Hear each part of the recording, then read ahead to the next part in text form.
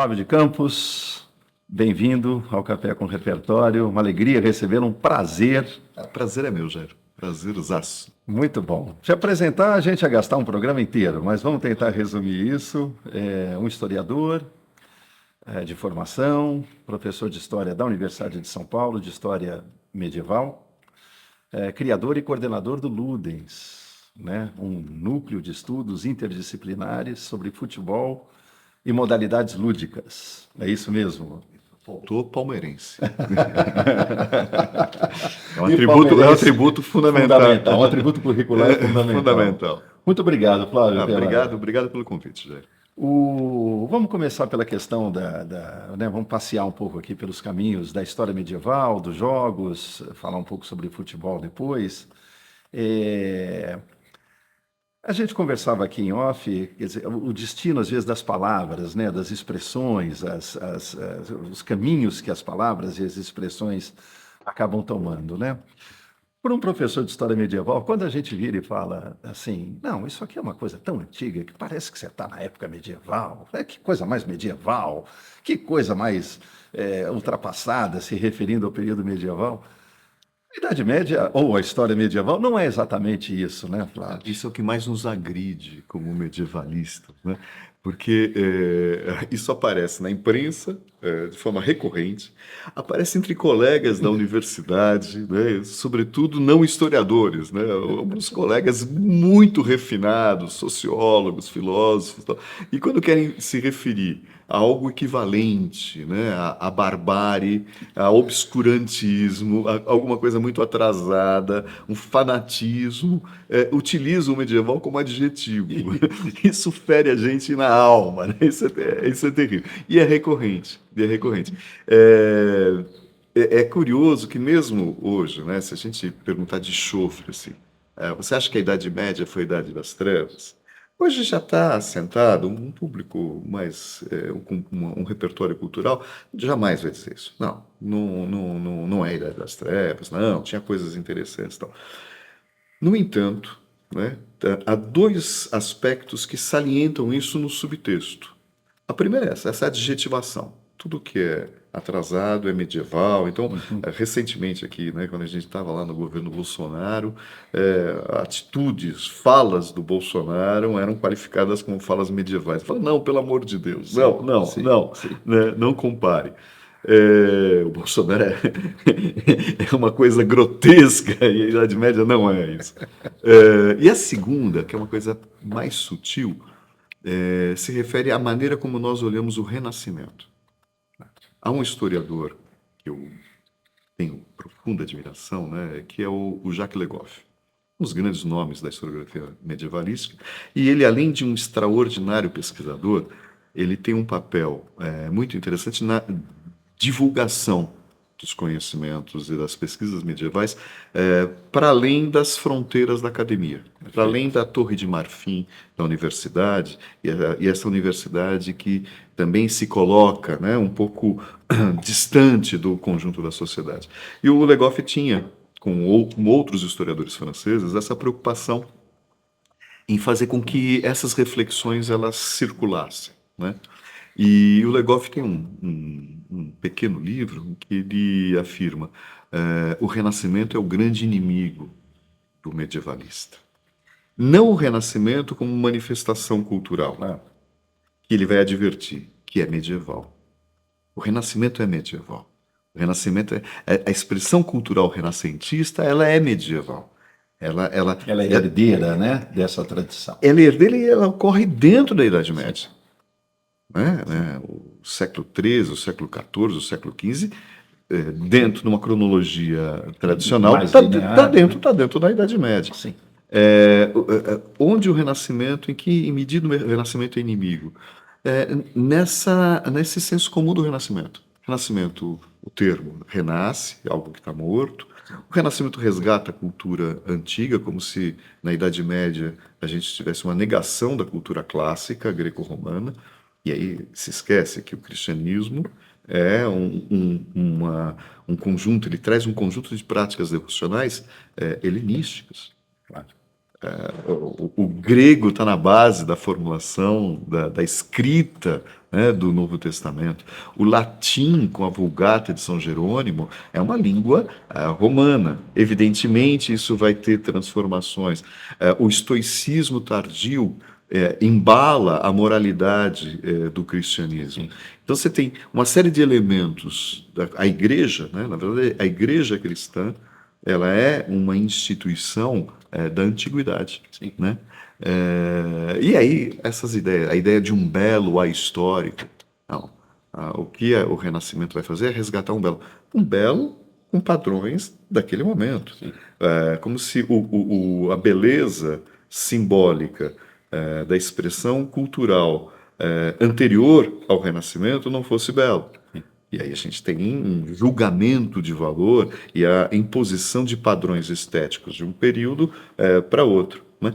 Então, há uma série de distorções, né? Não vou me alongar aqui, mas há uma série de distorções que cercam o Renascimento que, por subtração, recolocam a Idade Média na Idade das Trevas. O Renascimento é luz e a Idade Média é escuridão. Né?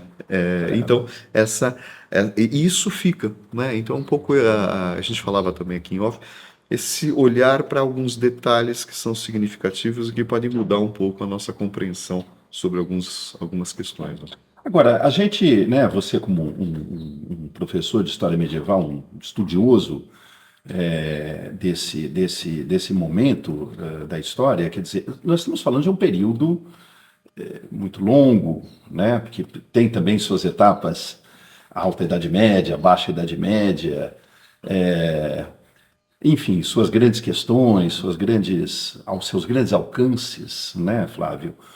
Quer dizer, a questão, fazer um recorte disso em relação à formação das ordens de cavalaria, né? O que é isso exatamente? E essas, vamos dizer, essas ordenações que elas estabelecem, seu sentido de ordem mesmo e de hierarquia, né? Tão bem estudados pelo Norbert Elias lá no processo civilizador, de uma certa maneira. O que é isso exatamente, Flávio? O que são essas ordens de cavalaria? Então, é interessante pensar primeiro essa questão de uma construção cronológica muito arbitrária. Tá. A Idade Média, né, estrito sensu, ela vai do século V até o século XV, ela compõe uma série de formações sociais, momentos diferentes, porque a gente tem que redividir, né, essa Idade Média. E a gente poderia até estender mais e pensar uma longa Idade Média, e pensar isso até mais ou menos até o século XVIII, onde se dariam rupturas significativas mesmo em relação ao período anterior. As ordens de cavalaria, né, elas têm um papel de construção de um ethos, de um setor, que é esse setor guerreiro, né, que faz parte do grupo dominante, né, no período medieval, sobretudo a partir dos séculos XI e XII. Né. Então você tem uma construção simbólica desse ethos cavaleiresco, que vai estar associado às práticas sociais desses guerreiros.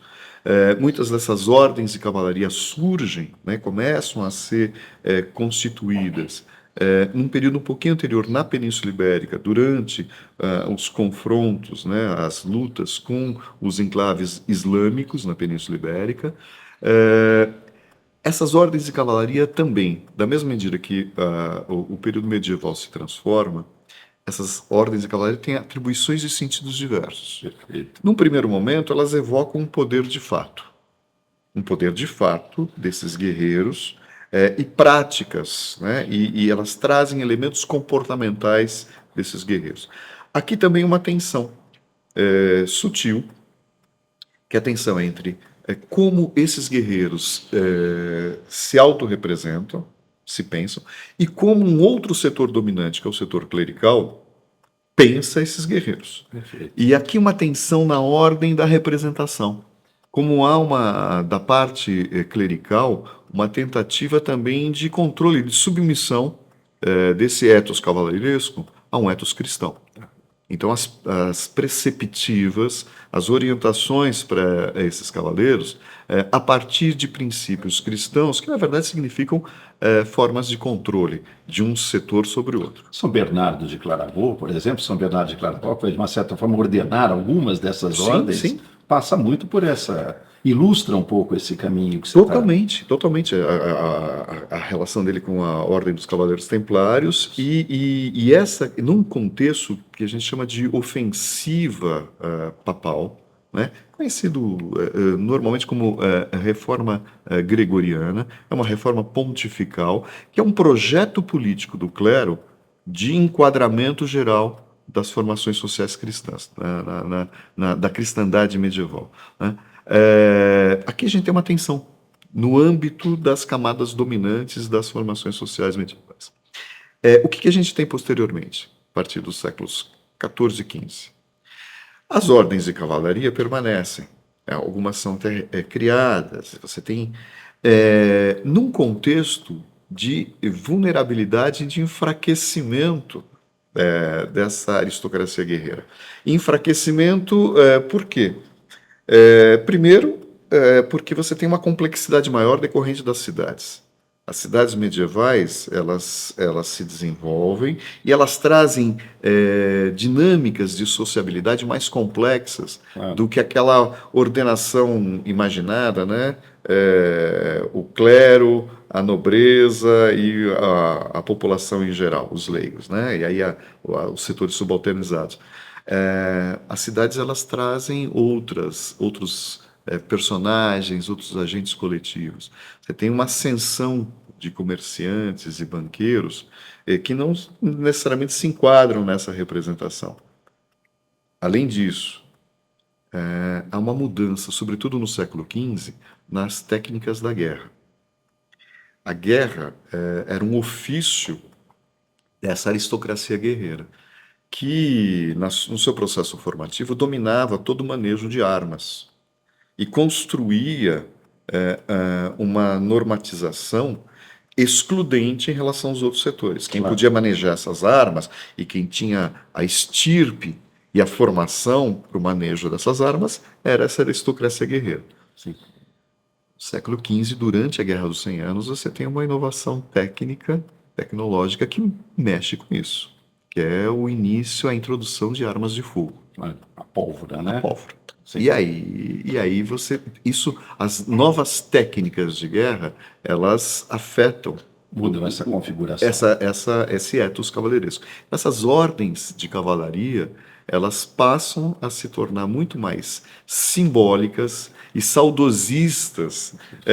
Elas idealizam um pouco mais essa formação guerreira, e não por acaso, junto com essas ordens de cavalaria, neste contexto, sobretudo a partir do século XV e XVI, a questão dos torneios e das justas. Nós vamos chegar nisso, Flávio. Eu só queria dar um passo atrás nessa questão, deixar os torneios e Claro, justas claro. aqui para ligação e jogar um pouco essa conversa, digamos assim, no âmbito da cultura pop, assim, né? O cinema, os games hoje em dia, enfim, o alimento desse imaginário. Você vai, claro, como historiador, você certamente terá uma série de reservas para isso, mas assim, do ponto de vista assim, da cultura pop mesmo, da cultura de massa, da cultura pop, enfim. O Rei Arthur, né? O imaginário de tudo isso, né? A Ordem dos Templários, quer dizer, Código da Vinci. Código da Vinci, Quer dizer, todo vamos dizer, esse emaranhado de coisas que foram construídas a posteriori, bebem nessa fonte, né? De um mundo que eu poderia dizer, e aí corrija-me se for o caso, de um mundo marcado não só por uma religiosidade, mas por uma dimensão mística muito forte. Eu tenho um episódio interessante. Em janeiro de um ano aí, sei lá, isso deve fazer aí uns 15, 20 anos, não sei. Logo após a circulação do Código da Vinci aqui no Brasil. Do livro, primeiro, né? Do livro. E aí eu tô nas férias, eu recebo um e-mail de um aluno. Ô, professor, eu estou aqui na praia, lendo o Código da Vinci, essa história dos templários é assim mesmo? Óbvio que eu não respondi, né? Porque é o máximo, né? Do desrespeito às férias, né? Mas eu achei tão interessante. Quer dizer, então, o estudante, havia sido meu aluno, está lá lendo o Código da Vinci, lá tomando sua caipirinha, e ele lembra. Ele fala, pô, mas será que é assim mesmo? Tal, né? O que tem ali na Idade Média que ela provoca Esse fascínio, esse né? fascínio? Exatamente, você tem um fascínio. Tem uma coisa muito bonita na Idade Média, muito interessante, que tá na ordem da cultura simbólica. E diversos níveis, diversas camadas dessa cultura simbólica. A cultura medieval, ela é muito complexa, e ela se pauta por uma combinação interessantíssima de um pensamento analógico com um pensamento lógico. Então, ela tem um substrato de uma relação de correspondência, e na base disso, evidentemente, a gente tem Agostinho de Hipona e a Jerusalém celestial e a Jerusalém terrestre, e a ideia de que a Jerusalém terrestre tem como objetivo se identificar e conduzir os seres humanos à Jerusalém celestial, esse mundo de perfeição e de comunhão com Deus. Agostinho de Hipona, falamos de Santo Agostinho, Santo né? Agostinho, Santo Agostinho, né? E a ideia de que todos os elementos do mundo, da vida cotidiana, ele estabelece uma analogia com o plano espiritual, uma analogia simbólica. E então há uma correspondência constante, né, desse plano espiritual com o plano terreno, né? Há uma integração. Isso, bom, do ponto de vista das cores. Então, as cores, elas significam, os gestos significam. A cultura medieval é uma cultura da oralidade e uma cultura da gestualidade, menos do que a cultura da escrita. A maior parte da população medieval é ágrafa. Sim. O clero, ele, de certa maneira, controla a técnica, né, lecto-escrita. Há outros setores que acabam. O Nome da Rosa, de uma certa maneira, vai contar essa história, né? Exatamente, exatamente. Isso. Lógico que no ambiente, de novo, no ambiente urbano, você tem uma complexidade maior. Claro. Você vai ter as primeiras experiências, né, de registros das línguas vernáculas. Sim. Né? E mesmo porque, né, Flávio, desculpe Não, não, interrompê-lo, não. o próprio comércio, o próprio desenvolvimento da atividade comercial vai Vai pedir exigir. exatamente Vai exigir. algum tipo de controle e algum tipo de padronização de medidas, na verdade, pesos, distâncias. O Mas- resgate do direito romano para poder arbitrar determinadas Exatamente, questões. certas questões. Então, as cidades elas vão se tornar um ambiente de transformação. Né? Mas, além desse pensamento analógico, né? Então, você entrar numa catedral medieval, essa catedral ela está orientada no sentido leste-oeste. O sol, é a representação do Cristo. Ela vai incidir na rosácea, vai incidir nos vitrais. Você tem uma nave central, é a nave da condução à salvação. Você tem o deambulatório atrás do altar, que é representando a peregrinação humana na Terra. Você circula pela catedral. Ou seja, a arquitetura de uma catedral toda é imbuída desse sentido simbólico. Toda imbuída do simbolismo. A altura da catedral, os arcos ogivais, essa ideia de uma magnitude divina, né, que você olha para cima, você se perde no Altíssimo. Então, todos esses elementos simbólicos, e algumas delas, por exemplo, no chão, a reprodução de um labirinto, que é o caminho sinuoso do ser humano. Então, dependendo da catedral, a gente vai encontrar todos esses elementos Claro. simbólicos.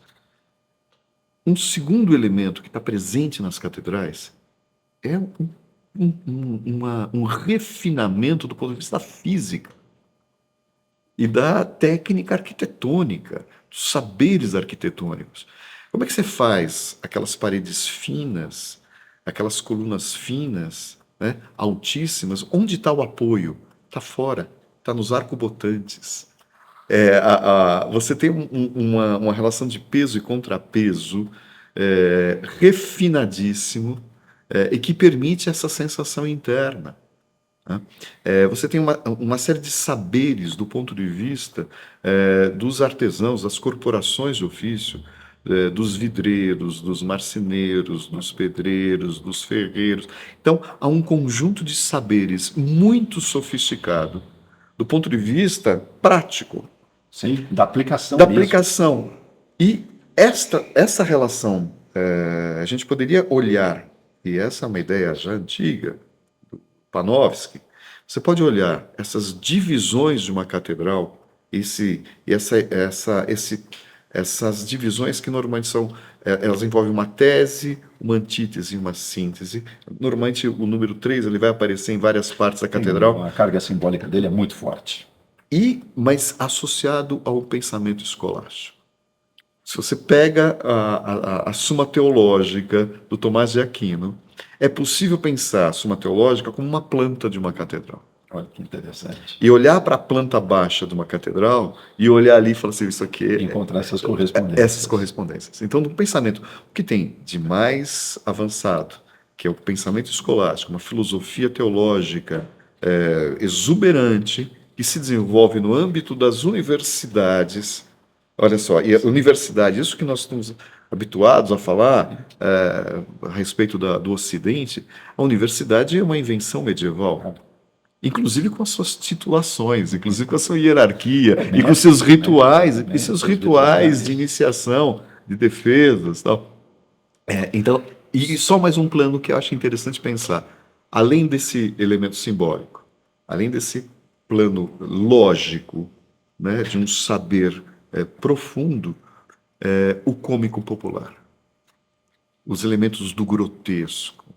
Então, se você olhar para uma catedral, você vai ver ali, né, algumas colunas, nos capitéis, você vai ver uma cena, por exemplo, erótica, ou uma cena de violência, ou uma cena de taverna dentro da catedral. Às vezes, as estalas do coro das igrejas, você tem cenas eróticas que os monges, ao sentarem, os padres, ao sentarem, com as nádegas, eles abafam. Perfeito. Então você tem um elemento do cômico popular, um outro elemento ali da cultura, que é essa cultura das praças, das ruas, Da rua, né? da rua, e que também está associada. Não está fora, né? Então, tudo isso para te dizer, esta complexidade do pensamento lógico, do pensamento simbólico e do elemento cômico popular, eu acho que está na base desse fascínio, né? A gente vai olhar para isso e vai ver um grande vitral. Literalmente na palavra maravilhoso, né? Maravilhoso. Da ordem da maravilha, do maravilhamento mesmo, Do maravilhamento. Eu não vejo nenhum problema. Por isso que pelo contrário, quando eu vejo essa apropriação pelo cinema, pelo pela cinema, cultura pela pop, literatura, pelos games, eu vejo aí um reconhecimento, um reconhecimento dessa complexidade. Mesmo que a gente tenha distorções, claro. mesmo que a gente tenha aí Aqui simplificações, aqui uma simplificação, mas não há problema. não há problema. Perfeito. Não há problema. É a permanência dessa cultura, né, que permite uma conversa como essa. Claro. Que permite, a partir dessa permanência. Na cultura grega antiga, tem uma coisa interessante, que é o papel da memória e da celebração das festividades e dos jogos. E a alma, a psique, ela era preservada se ela fosse lembrada. Sim. Ela precisa ser lembrada para ser preservada. Então, é um pouco nesse sentido. Lembrar da Idade Média, lembrar de aspectos fascinantes da Idade Média, é preservá-la, mesmo que isso precise de observações, de correções, essa coisa da Idade das Trevas, que a gente tem que... Poxa, não é bem assim, mas ainda bem que se coloca essa questão para a gente poder debater e conversar. Flávio, uma curiosidade nisso, depois a gente chega na questão dos torneios, né? Enfim, dos jogos, né? Que é um tema, enfim, também da sua pesquisa ou das suas pesquisas. Mas uma curiosidade, a passagem da palavra cavaleiro para a palavra cavalheiro, como se dá essa transição exatamente? Quem é essa figura que acaba tendo que dominar não só as armas, mas também um outro código gestual para parecer polido? Então, isso é interessante. É que aí a gente poderia pensar não só cavaleiro, cavalheiro, mas civilidade e urbanidade. Perfeito. Né? E cortesia. Acho que a gente poderia, me vem agora 4 termos que estão associados a boas maneiras, a refinamento, né? A bons Mas modos. também uma educação gestual, Uma né? Também educação. uma gestualidade. Sempre, Né? sempre. A gestualidade sempre presente nesses 4 termos aí que a gente está pensando. É, há uma questão importante. O cavaleiro, o cavalheiro, é aquilo que o Norbert Elias chama, talvez, o grande processo de transformação social, que é a curialização dos guerreiros medievais. É aquele guerreiro mais rude, né? Aquele guerreiro Impetuoso. impetuoso do senhorio, né? Muito próximo do ambiente rural, né? Muito encravado ali em convivência. Sim, os camponeses estão lá, os camponeses vão ser sempre o exemplo de ignorância, né? De rebaixamento social.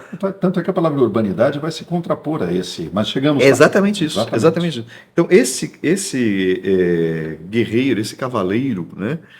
Ele vai num processo de distinção, ele vai constituindo esse ethos, né, refinado. Até do ponto de vista da utilização das armas, daquelas armas pesadas, a gente vai encontrar esse mesmo guerreiro na corte de peruca a partir dos séculos XVI e XVII, com pó no rosto, uma peruca, um culote, uma meia que esconde a sua perna, um sapato lustrado e uma arma fina, leve, Sim. um florete. Né?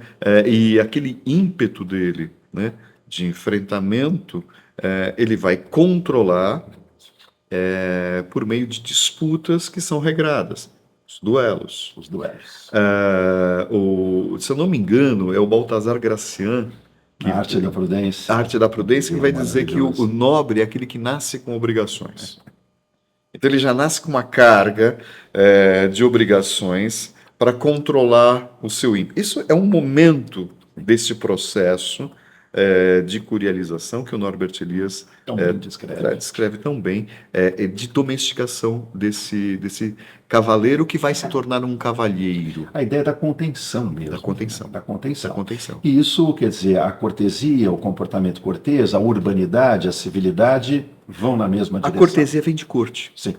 E vem de corte, tanto corte senhorial, os grandes guerreiros, os que têm mais posses, mais terras, que serão os grandes suzeranos, que vão dispor de vassalos, eles montam, eles constituem pequenas cortes senhoriais, para a qual acorrem uma série de cavaleiros menos afortunados, em busca de bons casamentos com as damas, em busca de aventuras, ou mesmo para poder sobreviver, porque eles têm as suas armas, os seus cavalos, e muitas vezes eles são secundogênitos, os filhos menores, os filhos, às vezes filhos bastardos, eles não têm a linhagem, eles não têm a estirpe e os domínios, né, os senhorios.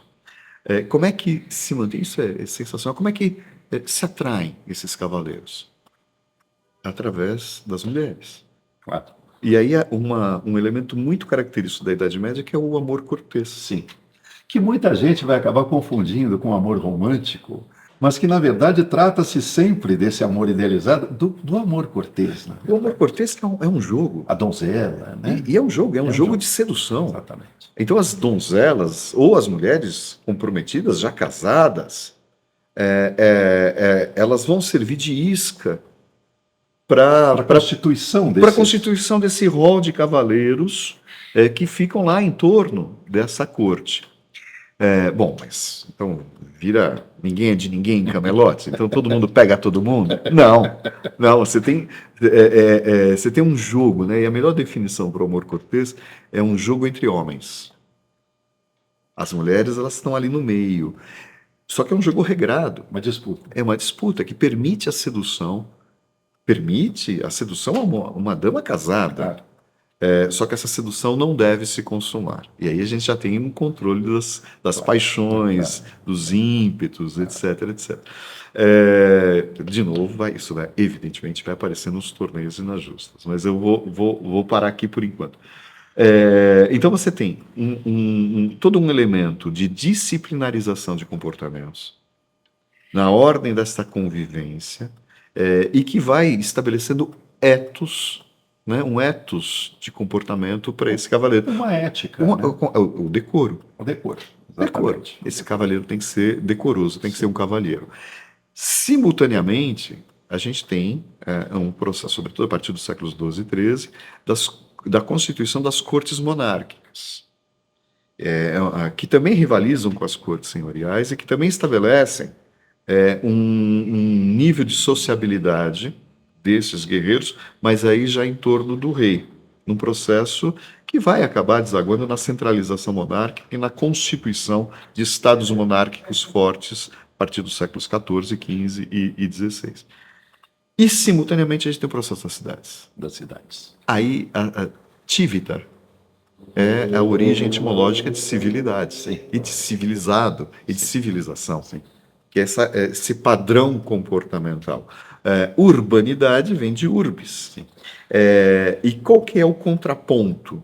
O contraponto é o camponês. O mundo rural. O mundo rural. Não se... O mundo rude. O mundo rude. Muitas vezes a etimologia da palavra rural nos leva à ideia de rudeza. De rudeza, de Isso. bruteza, Isso. De paganos. Isso. Simultaneamente é o cara que vive no campo. Então, comportamentos à mesa. Né? Por exemplo, enxugar o nariz com Sim. a manga. Isso é coisa de camponês. Claro. Aí uma coisa sensacional, né? As travessas e o processo de individuação dos comportamentos. Né? Então você tem uma travessa coletiva, que as pessoas molhavam o pão, estalavam os beiços e não tem talheres. Não. Quando você começa a criar regras, pratos individuais e talheres individuais, você está criando fronteiras sociais. Você está criando uma pequena ética, você está criando a etiqueta, que é a fronteira que aparta um indivíduo do outro. Né? E a partir daí, as referências sempre. E isso é ser refinado, sim. Isso é se diferenciar do camponês. Agora é interessante, né? Um parênteses nessa conversa, Flávio, como que... E aí é uma outra conversa, um outro papo, uma outra entrevista com você, uma outra aula com você, por assim dizer. Mas como a mesa é esse lugar de extremo simbolismo ao longo da história da humanidade. Sem dúvida. Ele é o lugar por excelência sim, do simbólico. E desde sempre, em qualquer sociedade. Qualquer sociedade, aí desde o cru e o cozido, do Levi-Strauss, a questão do banquete romano, o banquete grego. A mesa é um lugar... de novo, são esses detalhes significativos. Né? Os modos à mesa, o que se consome, como se consome, as normas, né? Aquilo que rege. Os acessos, né? Os lugares, né? E o conjunto de acessos mesmo, né? De lugares e assim por diante. Mas os torneios, então, as justas, quer dizer, como é que elas aparecem nesse contexto? Como é que isso prepara a questão dos jogos e qual a importância que isso tudo passa a ter da vida social, de uma certa amarração da vida em sociedade? Então, a questão o que é um torneio, né? Como é que a gente pode entender um torneio? O torneio é uma guerra simulada. Ele é uma dramatização. Ele é uma dramatização. Ele é uma encenação. Né? Uma encenação que faz parte dessas práticas das cortes, né? Das cortes senhoriais, das cortes monárquicas. Ele vai variar ao longo da Baixa Idade Média, estrito sensu, a partir dos séculos XI e XII até os séculos XV e XVI. E vai variar a significação. Né? Então, os torneios têm um sentido, lá no fundo, de adestramento, né, de treinamento desses guerreiros. Ele resolve rivalidades, ele estabelece uma ritualização simbólica dessas rivalidades entre os guerreiros. Só que o torneio, né, ele se diferencia da justa porque o torneio é um amontoado de gente de um lado contra um amontoado de gente do outro. Muitas vezes com armas letais. Então o torneio, às vezes, ele tem um nível de violência, né, que escapa ao controle. No processo de disciplinarização, nesse processo de contenção que a gente está vendo, que envolve o cavaleiro, o cavalheiro, urbanidade e civilidade, e também no processo de enfraquecimento social desta aristocracia, ou de transformação dessa aristocracia, de curialização dos guerreiros, o torneio começa a ser mais regrado, até aparecer no formato da justa, que é como normalmente o cinema representa o torneio. Que aí são dois cavaleiros ricamente vestidos, ornamentados, paramentados. e aí sempre tem um que é muito íntegro, um outro que é do mal, né? Ou então dois íntegros que as circunstâncias colocaram frente a frente por uma fofoca, uma disputa de uma mulher amada, não importa, né? Mas você tem um elemento aí mais controlado do ponto de vista do embate e uma limitação da violência e uma ritualização mais sofisticada. Eu estava agora passando para os meus estudantes lá um tratado de torneios do René d'Anjou do século XV. E os estudantes ficaram surpresos, porque eram 4 dias de torneios, 2 dias que antecedem de festa, um dia de combate e outro dia de festa. Então, o torneio é uma festividade. Festa e o jogo, eles estão articulados no período medieval, muito fortemente. Então, os torneios se inserem neste campo de representação simbólica dessa aristocracia guerreira, de disciplinarização de comportamentos. E que tipo de jogo é? É um jogo, sim, é um jogo de armas, é um jogo de luta, mas ele é, sobretudo, um jogo dramático. Ele está a natureza maior dele é a encenação, é a dramatização, é o teatro. É o teatro. Ele está muito mais próximo do teatro. Evidentemente, esse tipo de prática lúdica é uma prática lúdica que ela tem uma base social definida. Ela não é uma prática lúdica como outras práticas lúdicas que a gente vai identificar, vai verificar na Idade Média, que são comuns a diversos setores sociais. Essa é uma prática lúdica exclusiva dessa nobreza, dessa camada guerreira. Os guerreiros, eles estão se exibindo para os demais setores sociais. Eles são as personagens, eles são os protagonistas. Os outros setores sociais, eles estão assistindo. Haverá outras modalidades lúdicas que esses setores sociais vão poder se identificar ou praticar. Por exemplo, Flávio? O jogo de dados. O jogo de dados. Talvez a modalidade lúdica mais difundida na Idade Média, a partir do século XI, é o jogo de dados. De dados? Dados, porque o dado é muito simples. Você tem... todas as grandes cidades medievais têm uma oficina de dadeiros, artesãos que fazem os dados. Fazem de pedra, fazem de madeira, de madrepérola, dados normalmente de 1 centímetro, né? É o tamanho do dado padrão. O dado romano ele é maior, o dado medieval ele é menor. E dados corretamente feitos e dados viciados. Dados com peso, dados com uma formação mais grosseira, não tem 2 lados com o número 6. Né? Então o dado ele é um tipo de suporte lúdico mais barato, fácil de portar e vai ser jogado. Vai ser jogado em que ambiente? Qualquer ambiente. Sobretudo as tavernas. Nas tavernas. Sobretudo, a taverna é o grande lugar do pecado, é o grande lugar do sacrilégio na Idade Média. Então, a taverna é o lugar dos viajantes, é o lugar da prostituição, é o lugar das pousadas, é o lugar da bebedeira, é o lugar da blasfêmia, é o lugar de uma poesia, de um tipo de expressão literária, que são os fabliaux, que são poemas satíricos, e é o lugar do jogo. Então, os dados, eles são acessíveis a todos os setores da sociedade medieval. E por isso muito condenados. E os dados evocam a sorte, Claro. apostas, violências. E a sorte, ela é uma grande rival do ponto de vista espiritual da providência. Sim. A providência divina. Então você tem nos dados ali uma tensão pecaminosa, né? E daí o repúdio aos dados. E como muitos teólogos moralistas medievais vão utilizar a crítica que se faz aos dados para atacar todas as modalidades lúdicas. Então, pega os dados como exemplo de, olha, isso aqui é uma coisa Isso desvirtua o bom andamento de um indivíduo. da sociedade, isso aqui, Sociedade, tudo, né? E outras modalidades. Aí você tem o xadrez. Mas, Flávio, antes do xadrez, quer dizer, o baralho, as cartas e os tabuleiros, eles estão dentro dessa lógica também dos dados? Os jogos de cartas, eles vão aparecer, os registros, no período medieval, séculos 13 e 14, e também são práticas divinatórias.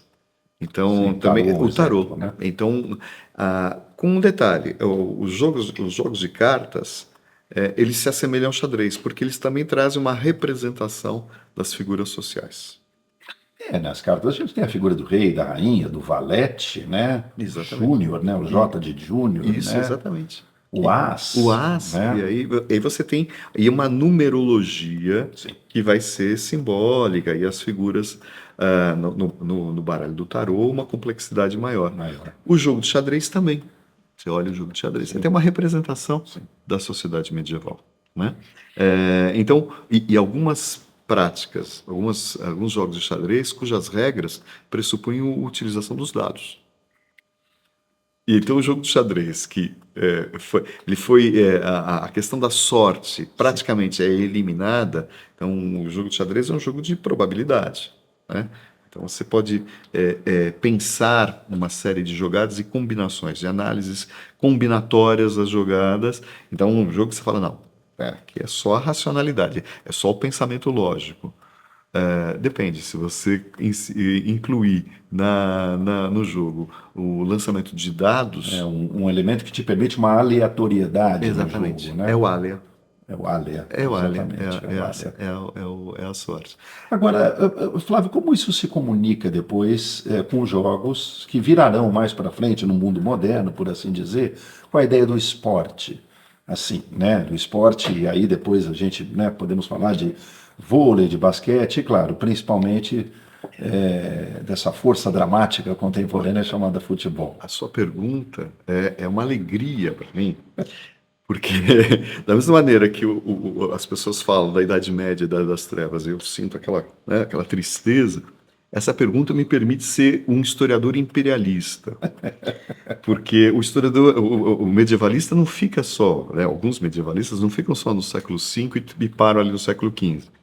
Alguns medievalistas vão até o século XVIII, começando no século XIX, dizendo o seguinte, que a viragem, a ruptura mesmo, a ruptura em relação aos elementos que dão base para essa dinâmica feudal ou medieval, só ocorrem com a Revolução Francesa, com a Ilustração, com a virada do século XVIII para o século XIX. E aí há um conceito de longa Idade Média.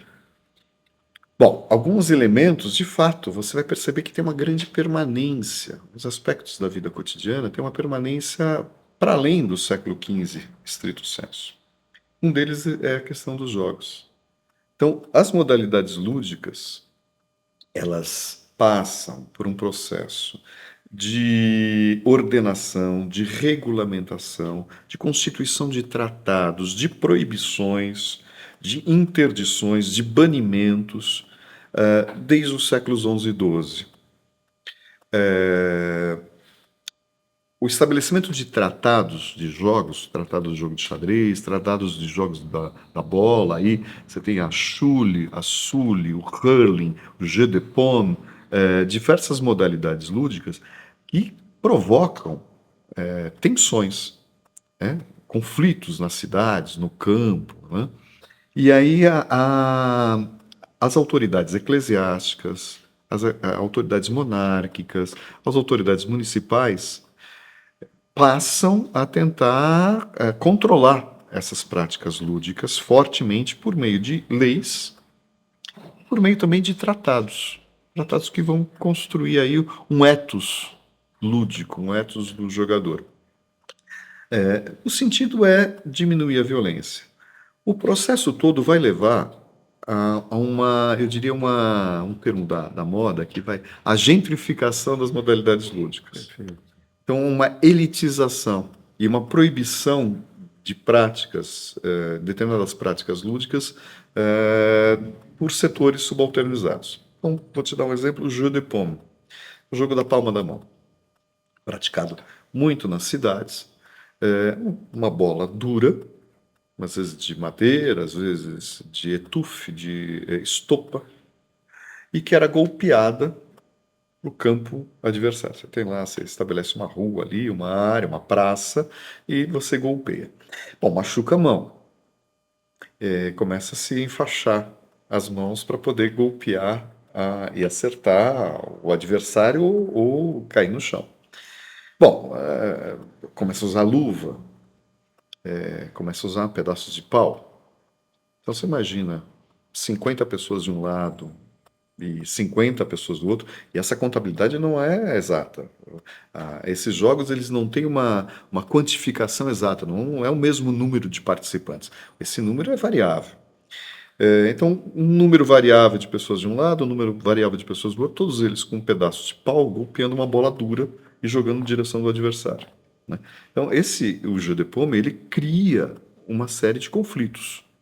Ele ritualiza a violência desses grupos, mas ele provoca, né? Normalmente praticado na ocasião das festas. Então, são as festas de inverno que vão se associar ao carnaval, que é o tempo apropriado para essas práticas. Bom, só que diante dos conflitos recorrentes, das algazarras, né, dos distúrbios provocados por isso, as autoridades começam a reprimir esses jogos. Bom, reprimir e condicionar a prática desses jogos em alguns lugares especiais das cidades medievais. Cemitérios.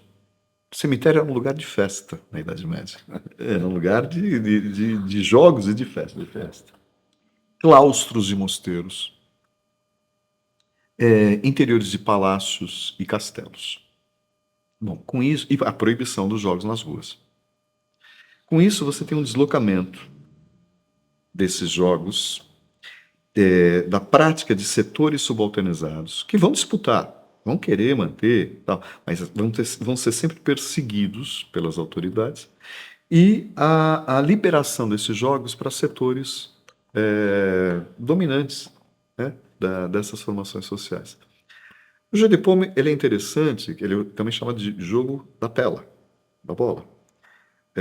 Há um episódio na Revolução Francesa, que você vai lembrar, Jair, que é o juramento da sala do jogo da pela. Sim. Quando os presentes falam, não, nós vamos nos manter em assembleia, independentemente da vontade do rei e tal. E é, de certa maneira, o início da Revolução Francesa, né? O início do descompasso institucional ali do antigo regime francês. A sala do jogo da pela é uma sala onde onde os nobres praticavam um jogo com raquetes, sim, e uma bola mais leve, e que é o antecessor do nosso tênis. Do jogo de tênis. Do jogo de tênis, que continua tendo um caráter elitista. Exatamente. Muito associado com isso. Ele né? se mantém. Sim. Então, o que a gente tem no século XIX? E é só no século XIX, na passagem do XVIII para o XIX. A regulamentação dessas modalidades lúdicas, que tinham regras diferentes, dependendo do lugar, da tradição, uma codificação internacional, mundial. Só possível quando você tem o capitalismo industrial estabelecido, você tem o imperialismo britânico estabelecido. Então, aí, pensar a cultura em escala mundial, se impondo aos elementos das culturas regionais. Mas é curioso, né, Flávio? Porque, enfim, na minha infância, vamos dizer assim, acho que na sua também, talvez, e quem regula com a gente que está nos assistindo, os jogos de rua, digamos assim, queimada, taco, jogo de botão, futebol de mesa, conforme o bairro que você jogava ou a cidade que você jogava, as regras eram completamente diferentes, respeitando um certo arranjo local da própria rua, Isso, na isso. verdade, né? E era assim, algumas eram de um jeito, outras você demarcava o território, inclusive, Sim, ali de sim, uma forma ou de outra, sim. guardando um pouco, talvez, É a mesma coisa. essa memória É ancestral, por assim exatamente isso. dizer, O né? jogo é isso.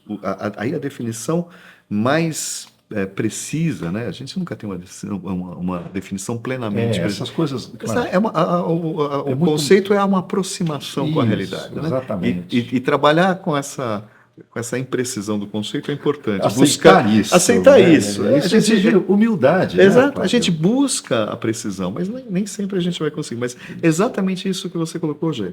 A gente tem uma variação, você tem uma base semelhante dessas práticas lúdicas, mas uma variação de regras. Você falou da rua, eu lembro imediato, talvez você tenha brincado disso também, o futebol na rua. Sim, claro. Muitas ruas era possível a gente aproveitar a rua inteira. A rua inteira. Quando a rua era de terra, melhor ainda, era gostoso. Quando a rua era de asfalto ou Ainda, paralelepípedo, né? né, você deixava o dedo ali, né? E muitas vezes a gente fazia, e sobretudo nas casas, nos bairros de classe média, você fazia uma espécie de jogo de salão. E qual era a área? A área era a calçada. Isso, E o gol era o portão. isso. Ou Então, a árvore, né? ou a árvore. A Mas o calçada. portão, eu lembro que o portão era maravilhoso, porque às vezes você tinha sobradinhos de um lado e sobradinhos do outro, Ele e você delimitava. procurava o tamanho. É o alvo, né? Era o alvo. É o alvo. E você tinha o portão baixinho, Sim, né? Porque não eram portões altos, né? Eram portões baixinhos. sim. E como é que era o gol? Pelo ruído. Pelo ruído. O ruído, o prazer, você está me falando, eu estou lembrando da Sim, memória prazerosa sim. do ruído do gol com a bola batendo Com a no bola portão e o ferro, né, ele tremendo, Tremendo. reverberando. Reverberando. Né? Então, é exatamente essa lógica. Você tem uma série de modalidades lúdicas que vale para o xadrez, vale para o jeu de paume, vale para os ancestrais, antecessores do que é o nosso futebol, que é o jogo do cálcio, que é o hurling, que é a sul, diversas modalidades que tinham regras diferentes. O caso dessas aqui qual que é a grande questão? O uso das mãos e o uso dos pés. Claro.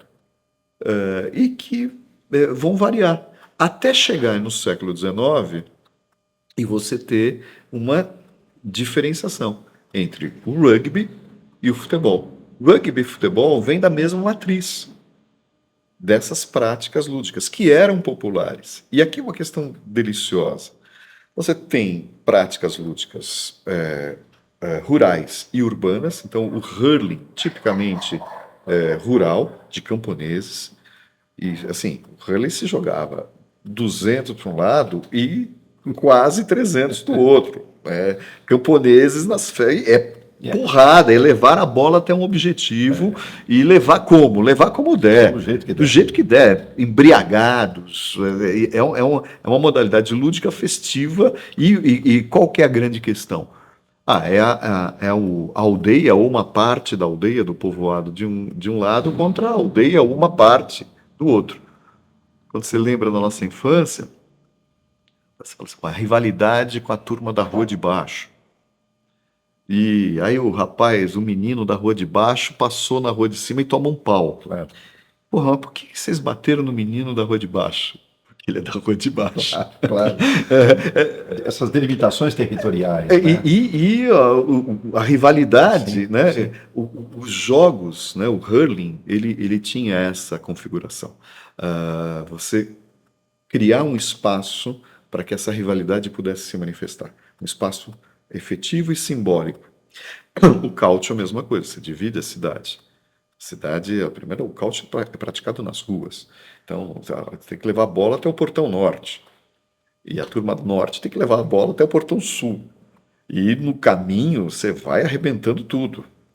Até você configurar um espaço, uma praça, para o jogo de cálcio e criar toda uma cerimônia festiva e toda uma regra para o jogo de cálcio para que a violência seja controlada e fique circunscrita àquela praça e não exploda, não transborde para o resto da cidade. Bom, olha que interessante. Todas essas modalidades, elas têm regras, portanto, locais, regionais, temporalmente vão variar. E você chega no século XIX e constrói regras de âmbito mundial, com instituições mundiais, que serão as reguladoras dessas Dessas práticas. práticas. O fundamental é controlar a violência e criar o princípio, que é o princípio da democracia burguesa, típico de uma sociedade industrial, que é o princípio da simetria, Sim. da igualdade. Então, quando eu falo 200 para um lado e mais ou menos 300 para o outro, não. Você vai jogar 11 contra 11. 6 contra 6 contra 6, 2 contra 2, 1 contra 1. Assim. E aí, essa questão quantitativa, ela passa a ter um caráter rigoroso de justiça. Então, a ideia de justiça, igualdade e não hierarquia, até o século XVIII, por isso essa longa Idade Média, até o século XVIII, o princípio da igualdade, ele não existe. Não existe. É o princípio da desigualdade que rege as sociedades humanas. É o princípio da hierarquia. O princípio da igualdade, ele é construído historicamente. Essa ideia de que há direitos universais e todos somos iguais e devemos ser tratados de forma igual perante a lei. Até o século XVIII, não. As pessoas são desiguais de acordo com o seu status social e seu nascimento. Agora, Flávio, para a gente começar a baixar nossos trens de pouso, essas práticas lúdicas, essas práticas, os jogos, por que de todas elas o futebol ficou a mais, assim, ela é uma coisa meio de galvanização, na verdade, né? No sentido de galvanizar, no sentido de você poder, é uma intensidade completamente diferente. Eu me lembro, Juca Kfouri, quando foi diretor da revista Placar, ele dizia, não adianta a gente trazer outros esportes para a revista. Vôlei, basquete, boxe, Quase faliu a revista. esportes que que são populares, inclusive, que foram bastante. Quer dizer, essa carga simbólica que o futebol. Por que o futebol? Putz, essa É uma outra entrevista. Essa é a pergunta do milhão, né? Eu não sei se eu consigo. E ao mesmo tempo, Flávio, eu gostaria que você pudesse pensar também na questão assim, de que maneira uma aproximação de resposta é tão difícil às vezes tratar o futebol no painel semântico que ele abre, pensando basicamente em cinema e em literatura. Há textos, por exemplo, sobre o boxe, literários, absolutamente maravilhosos. Há filmes, há toda uma filmografia, sobretudo norte-americana, você bem sabe disso, maravilhosa sobre o boxe. Mas o futebol, Sobre o beisebol. sobre o beisebol, mas sobre o futebol é difícil, tanto no campo literário quanto no campo da linguagem Então, cinematográfica. Jair, eu acho que tem uma questão aí do. Primeiro, por quê, né? Eu vou lembrar aqui assim, se a gente pegar todas as modalidades esportivas, aí já pensando no futebol como esporte Tá. a partir do século XIX, né? Então, há vetores, há características das modalidades esportivas. Então, modalidades em que a sorte ela prevalece mais, ela se acentua mais. Claro. Modalidades em que a lógica, né, um jogo de xadrez sem dados, você tem ali táticas, estratégias, É um raciocínio. raciocínio aplicado, disposição das peças, jogadas ensaiadas. O que é uma abertura, o que é uma defesa, se não uma jogada ensaiada, né? Bom, então, você tem modalidades esportivas de força. Você citou o boxe, né? O MMA eu tenho dificuldade em imaginar isso como esporte. Sinceramente, talvez seja uma limitação minha. Perfeitamente. E aí vou respeitar as minhas limitações. Perfeitamente. O boxe, em alguns momentos, eu consigo apreciar. Sim. E alguns lutadores me encantaram, né? Mas o MMA não. Mas você tem modalidades esportivas de força. Você tem modalidades esportivas acrobáticas, né? Salto com vara, uma coisa maravilhosa, né? É, algumas modalidades ligadas à natação, né? Saltos Os saltos ornamentais. ornamentais, né? É, você tem modalidades esportivas ou lúdicas que tem esse elemento da dramaticidade, da encenação. O balé ele tem uma gestualidade arquetípica em alguns passos do balé, né? Então, o que nas escolas tradicionais de balé se ensinam às crianças, né? A criança vai ter que aprender a fazer a gestualidade, modelar, né? Isso. Com as mãos, com a ponta dos pés, com o movimento de corpo, a cabeça, Os saltos. os saltos. Bom, então você tem um conjunto de características que predominam nessas modalidades lúdicas ou esportivas. Eu diria a você que o futebol ele tem todas. Ele tem acrobacia, né? O que é um gol de bicicleta ou uma o gol de bicicleta é a consagração, Sim. mas a tentativa da bicicleta Sim. é um salto no escuro de costas. Você se joga para o ar e não importa o que vai acontecer atrás. Você se entrega, você pula de um trampolim, você salta na vida, né? Você tem jogadas acrobáticas e o goleiro. Imagina, o goleiro é o sujeito ali que ele é um acrobata o tempo todo, Ele precisa né? voar, Ele né? precisa voar. Tem momentos de força, enfrentamentos, de violência, Confronto físico confronto direto. físico, com maldade ou sem maldade. Você tem o acaso, A aquela bola pode bola que bater na trave, entrar, ou pode bater na trave e sair. O morrinho artilheiro é maravilhoso, né? O cara deu um chute, né? Aquele gol do Ronaldinho Gaúcho contra a Inglaterra, aquela cobrança de falta em 2002, que ele, obviamente, ele jura que ele queria fazer o gol, e aquela bola ela tem uma trajetória absurda, Sim. né? Engana todo mundo, né? Então você tem a sorte. O que eu quero dizer?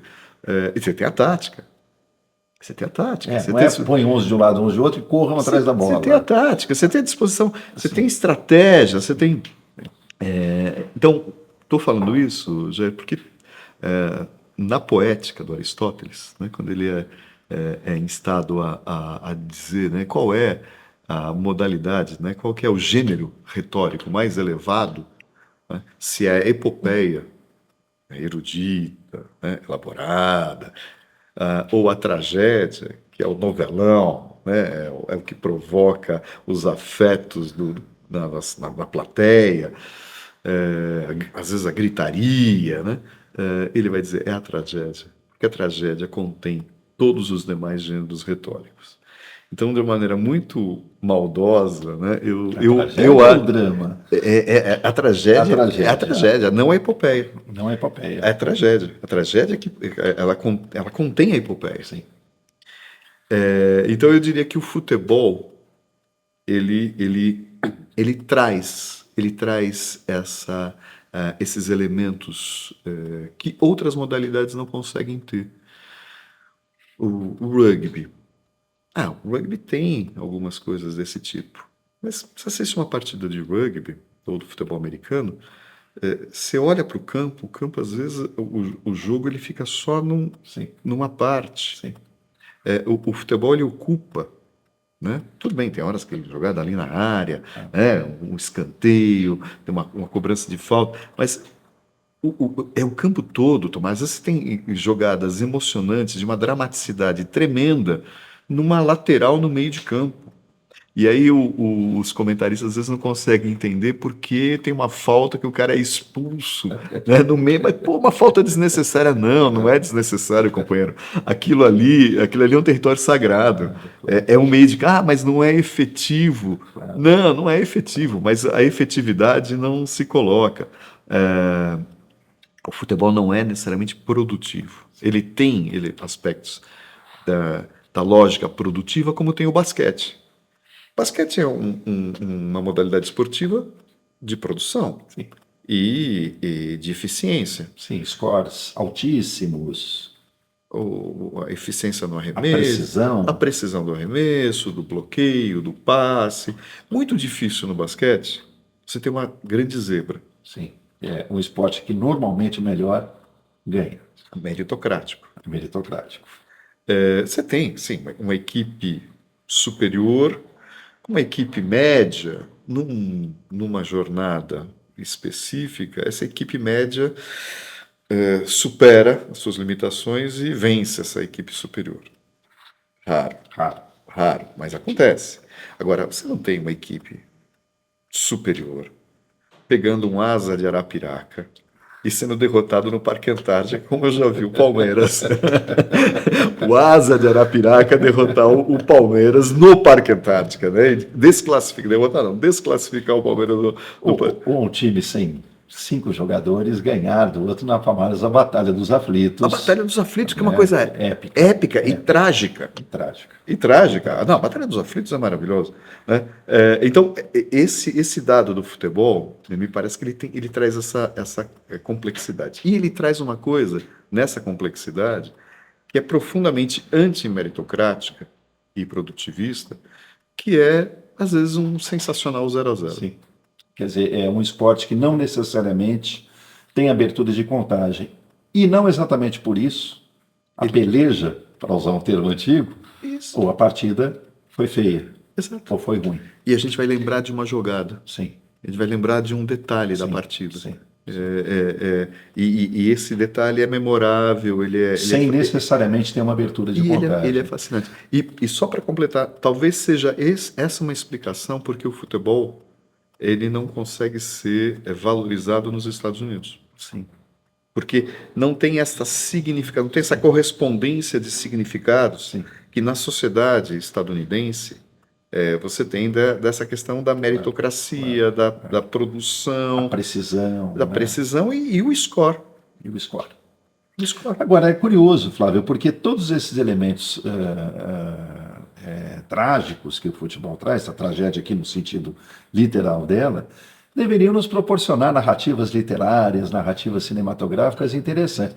À exceção, em geral, das crônicas, e aí, claro, a figura do maravilhoso e genial Nelson Rodrigues, né, que via o futebol dessa forma, poética e talvez a última coisa que importasse para ele fosse a tática, né? Mas sim toda essa dimensão mágica que o futebol contém.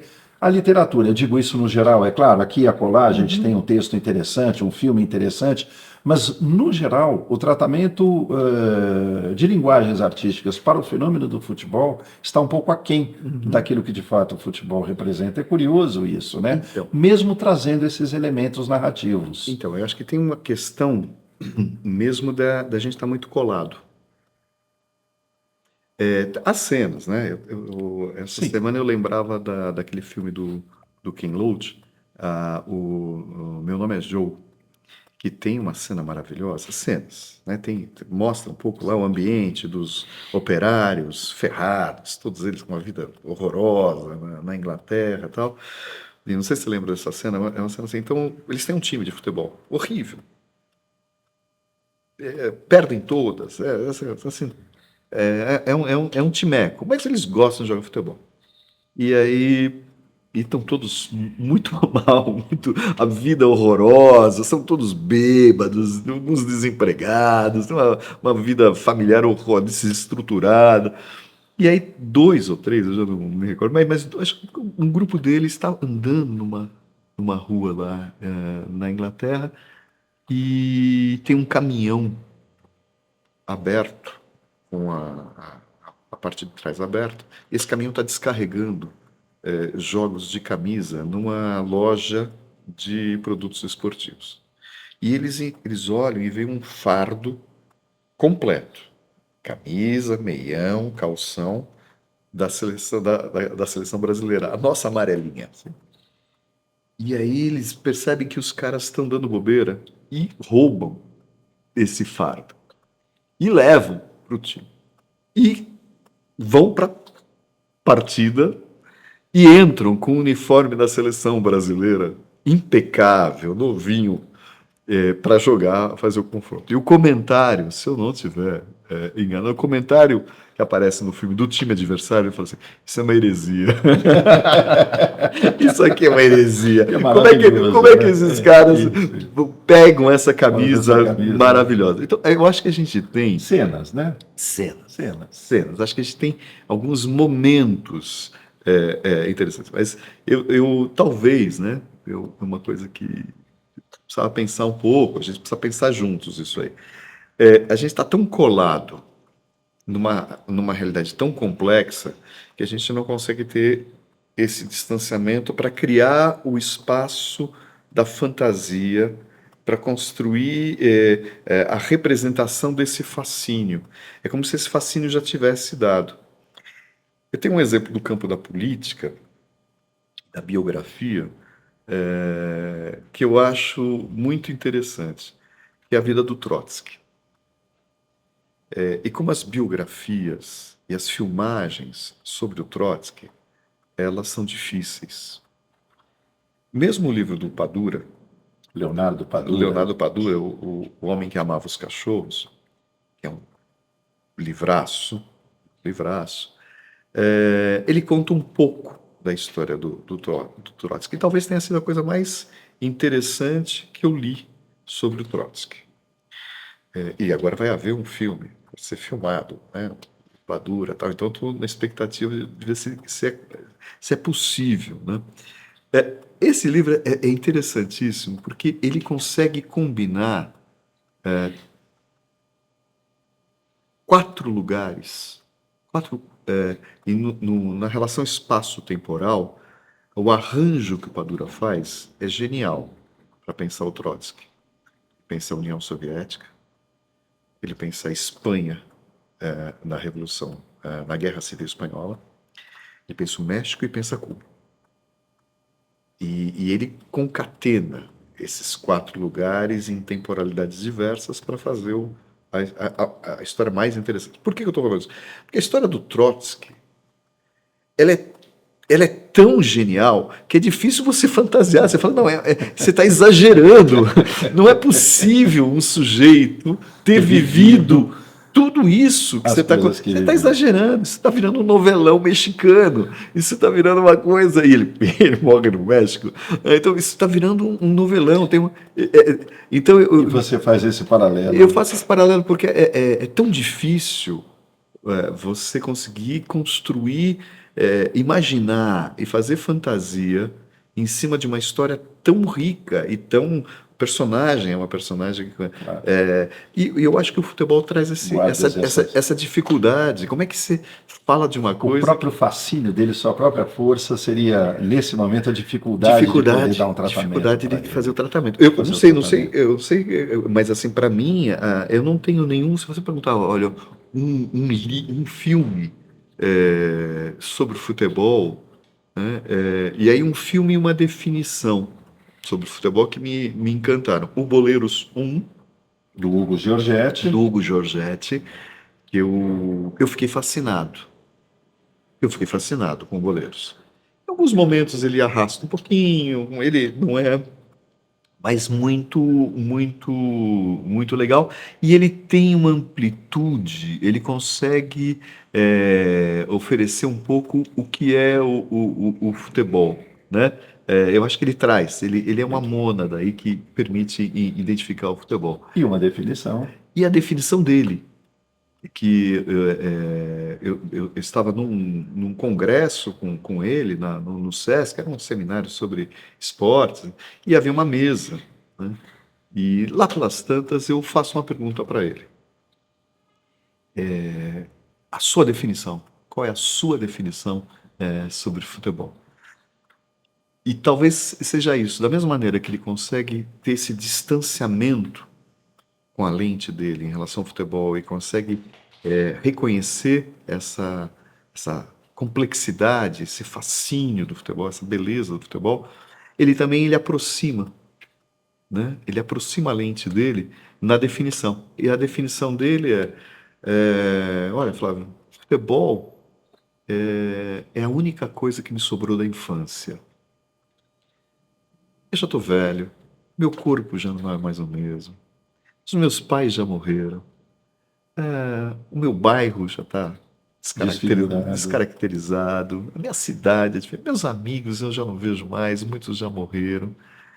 Mas quando eu acompanho uma partida de futebol, eu tenho as mesmas sensações e os sentimentos que eu tinha quando eu era criança. Coisa bonita. Lindo. É aquilo que eu ouvi, eu nem li. Sim, Isso eu ouvi Jorge, a definição mais mais bonita bonita, e poética, profunda. humana, né? E eu acho que tem essa coisa do cineasta, Sim. de dar o zoom, né? Distanciar e aproximar Poder aproximar. a câmera dele. Né? Então, Flávio, muito obrigado Cara, pela conversa, um prazer tomara. recebê-lo, obrigado pela aula. legal. Muito bom. Obrigado a Obrigado. você. Obrigado a você, Jair. Mesmo.